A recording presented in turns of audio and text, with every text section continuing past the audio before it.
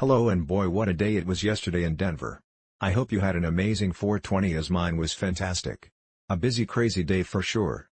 And now for in the news today, April 21st, 2022. Here's the top thing to know. White House Press Secretary Jen Psaki, when pressed on President Joe Biden's failure to follow through on his campaign pledge to decriminalize marijuana and free prisoners, instead touted moves to expand cannabis research. Joe Biden lied to us during his campaign. Senator Patty Murray, DWA, the Senate's third highest-ranking Democrat, said getting marijuana banking legislation passed through the Large-Scale America Competes Act is one of her top priorities, noting it'll take much longer to work out broader legalization than Majority Leader Chuck Schumer, DNY, and others are holding out for. Florida Agriculture and Consumer Services Commissioner Nikki Fried, who is also running as a Democratic gubernatorial candidate, filed a lawsuit challenging the federal government's ban on allowing medical cannabis patients to purchase or possess guns. Nevada Governor Steve Sisolak, D., wrote in a new Marijuana Moment op-ed for 420 that legalization is boosting the state's economy, funding schools, and furthering equity.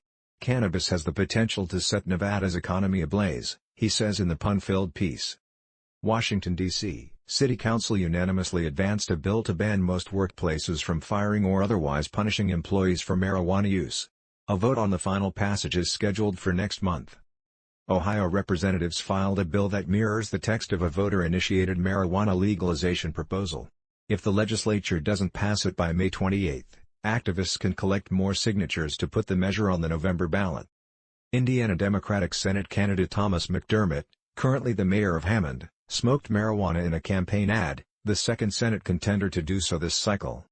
Elected officials, political party organizations, and government agencies across the U.S. took the time on April 20 to speak out on the need for cannabis reform.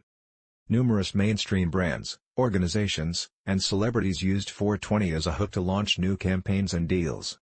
Senate Majority Leader Chuck Schumer, DNY, co-authored an op-ed with the chairman of the National Hispanic Cannabis Council about the need to enact legalization.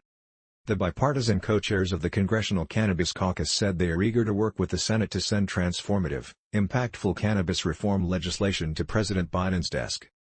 Representative Ed Perlmutter, DCO, tweeted, "The hashtag Safe Banking Act will help make our communities safer from the increased risk of violence facing cannabis businesses and their employees.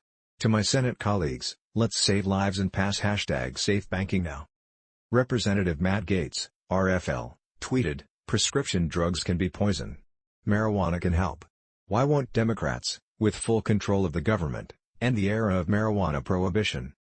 Representative Seth Moulton, DMA, tweeted, "Let's keep up this momentum and destigmatize medical marijuana use among hashtag veterans."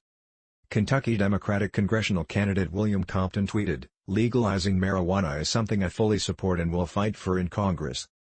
Guam Governor Lilian Guerrero, D., said she is exploring pardoning people with past marijuana convictions. New York Governor Kathy Hochul, D., unveiled a new round of educational marijuana public service advertisements.